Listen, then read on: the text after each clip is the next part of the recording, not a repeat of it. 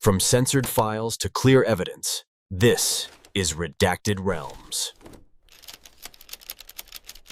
This survival window is based on average conditions, but individual factors can dramatically alter outcomes. The body loses water through respiration, perspiration, and urination, with desert heat accelerating this process. Dehydration triggers a cascade of physiological responses, beginning with reduced blood volume and increased heart rate. Cognitive function deteriorates rapidly after the first 24 hours, impairing decision-making and survival judgment. Some documented survivors utilize techniques like minimizing movement during daylight and seeking shade. The body's ability to conserve water varies based on factors like age, fitness level, and prior acclimatization. Extreme cases of desert survival often involve finding alternative water sources like condensation or plant moisture. These exceptional survival stories highlight the remarkable adaptability of the human body under extreme stress. This technique involves the body's physiological adaptation to severe dehydration in arid environments. The process represents a systematic reallocation of remaining water to vital organs like the brain and heart. It's a survival mechanism triggered when water loss exceeds intake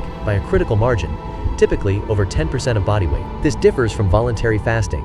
It's an involuntary, emergency physiological state where the body prioritizes core functions. The body begins conserving water by reducing urine output and sweating, a process known as renal conservation. Metabolic water, produced internally from fat breakdown, becomes a crucial secondary source during this phase. Comparable survival mechanisms are observed in certain desert-adapted animals, though human tolerance is significantly lower. This physiological negotiation represents the extreme boundary of human endurance in water-deprived conditions. This environment presents a physiological paradox. Extreme heat during the day forces the body to sweat profusely to cool itself, rapidly depleting its water reserves. As dehydration sets in, blood volume drops, forcing the heart to work harder to circulate what little fluid remains, increasing strain on the cardiovascular system. The kidneys, responsible for filtering waste, begin to fail without sufficient water, allowing toxins to accumulate in the bloodstream, a condition known as renal failure. Hyperthermia, or critically elevated body temperature, can occur even in dry heat, damaging cells and disrupting essential enzyme functions throughout the body. In this state, the search for moisture becomes a primal drive, with survivors reportedly seeking condensation on rocks or digging for damp earth in shaded areas. This systematic shutdown is a cascade. Each failed system, from circulation to temperature regulation, accelerates the failure of the next, creating a rapid decline. In desert survival, the first critical step is to stop all unnecessary movement immediately. This prioritization stems from a simple physiological reality. Excessive movement accelerates dehydration through sweat. Direct solar radiation can raise body temperature dangerously fast, making shade construction more urgent than water searches. The human body loses water significantly faster through sweat in extreme heat than through normal respiration. This principle applies across various desert environments, from sandy dunes to rocky plateaus. Constructing even basic shade can reduce heat stress by 20 to 30 degrees Fahrenheit compared to direct sun exposure. This survival strategy mirrors patterns observed in desert-adapted animals that minimize activity during peak heat. The immediate focus on shade and minimization buys crucial time before dehydration becomes life-threatening. The human body's ability to conserve fluid is a remarkable survival mechanism. This conservation process ensures every available drop of water is retained during periods of scarcity. The phrase, "drinking water from my own spine," is a dramatic but medically grounded description. It refers to cerebrospinal fluid, the clear liquid that surrounds the brain and spinal cord. This fluid serves as both cushion and nutrient transport system for the central nervous system. The body produces and reabsorbs this fluid continuously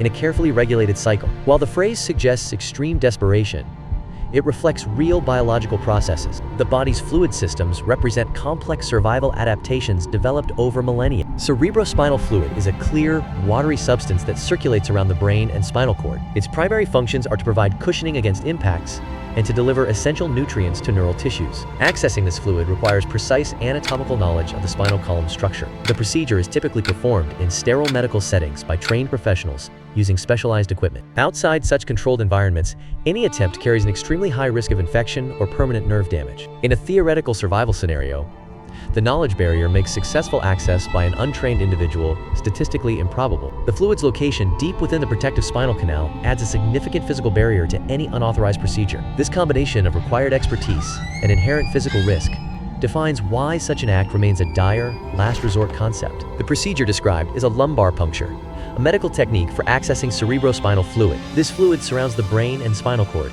acting as a protective cushion and nutrient transport system. In medical settings, this procedure requires sterile conditions to prevent infection. The needle must be inserted between specific vertebrae in the lower back, avoiding the spinal cord itself. Without proper training, Attempting this carries significant risk of nerve damage or paralysis. Medical professionals use imaging guidance to ensure precise needle placement during legitimate procedures. The described method suggests knowledge of anatomy but bypasses standard medical safety protocols. This creates a dangerous scenario where technical knowledge is applied without ethical or clinical safeguards. This medical procedure carries extreme risks, including the potential introduction of lethal infections. Nerve damage is another severe complication that can result in permanent loss of function. A leak from the procedure site can lead to debilitating headaches that persist for extended periods. These risks are so significant that the procedure is considered an absolute last resort. It is only undertaken when death is considered certain without intervention. This represents the extreme boundary of medical intervention when all other options have failed. In survival situations, the body's own fluids become a desperate consideration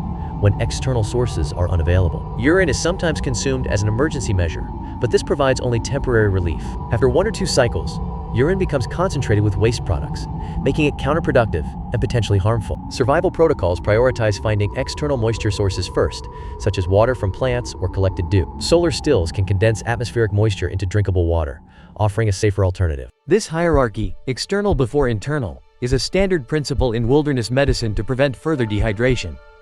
The decision reflects a critical balance between immediate need and long-term survival, where missteps can accelerate decline. The precise methods and tools used in such self-performed procedures remain unverified and undocumented. Medical experts note that performing any invasive procedure outside a sterile environment carries severe risks. These risks include permanent tissue damage, severe infection, and systemic complications. The psychological state required to self-inflict such harm is considered atypical and extreme. This behavior falls outside standard psychological models for self-preservation and pain response. Comparisons can be drawn to other documented cases of extreme self-harm driven by obsession or delusion. The long-term consequences often involve chronic pain, disability, and complex psychological trauma. Without verified accounts, the full scope of motivations and aftermath remains in the realm of medical speculation. Cerebrospinal fluid is often misunderstood as a renewable resource, but this is medically inaccurate.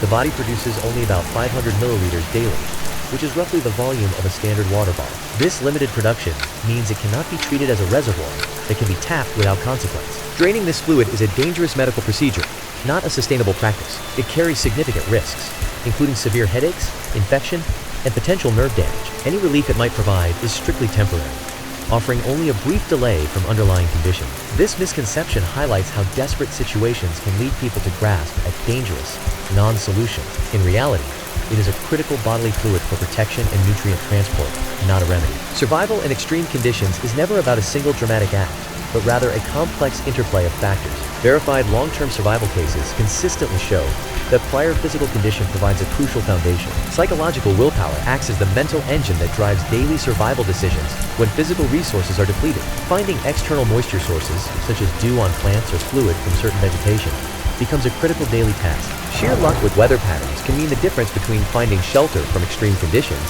or facing exposure. The focus on sensational survival acts often overshadows the dozens of critical, less dramatic decisions made each day. This is not a survival tactic to be learned or practiced, but rather an observation of what has worked in verified cases. The reality of survival involves methodical adaptation to changing conditions, rather than relying on dramatic tricks. This medical possibility represents a catastrophic failure of all other survival options. No legitimate survival instructor would ever teach it as a primary or even secondary plan. It exists only as a documented last resort when every conventional method has been exhausted. The real lesson from these extreme cases is not about the act itself, but about preparation. Proper preparation involves understanding risks and having multiple, safer contingency plans. It emphasizes the critical need to prioritize safety and avoid reaching such a desperate point. These stories serve as a stark reminder to assess situations long before options become severely limited. The core insight is to build resilience through knowledge and resources, making catastrophic choices unnecessary. The rule of threes is a fundamental survival framework, prioritizing human needs in extreme situations. It states you can survive roughly 3 minutes without air, making oxygen the most immediate and critical requirement. The next priority is shelter, with an estimated 3-hour window in harsh conditions before exposure becomes life-threatening. This highlights how environmental protection from elements like extreme cold or heat is more urgent than thirst. Dehydration sets the third limit, with the body typically failing after about 3 days without water. Hunger is the final threshold, where starvation processes begin after approximately 3 weeks without food. This hierarchy creates a clear decision matrix for survival scenarios, forcing focus on the most imminent threat. It's a guideline based on physiological averages, not a fixed countdown, with individual factors causing significant variation. The survival rule, shelter before water, water before food, prioritizes protection from environmental threats as the most immediate need. This hierarchy reflects how exposure to elements like hypothermia or heat stroke can incapacitate a person faster than dehydration. Only after securing shelter and water does the body's need for caloric energy become the critical focus. Preparation for remote environments requires informing others of your exact route and expected timeline before departure. This creates a crucial safety net, enabling search teams to narrow their focus if communication is lost. Carrying more water than estimated is essential, as physical exertion and environmental conditions drastically increase consumption. Multiple communication devices, like satellite messengers and personal locator beacons, provide redundancy when cellular networks are absent. This layered approach to essentials in communication addresses the compound risks of isolation, where a single failure can cascade. In desert survival, the human body operates as a closed thermodynamic system. Every physical action that induces sweating represents a direct drain on this limited system. Walking during peak daylight hours forces the body into a cooling mode, expending precious water reserves. Laborious tasks like digging without shade accelerate this depletion process significantly. This principle of conservation over exploitation is not a choice but a physiological necessity for survival. The system cannot replenish what is lost without an external source, creating a countdown to collapse. The human body's response to extreme stress involves complex physiological adaptations. Under prolonged psychological pressure,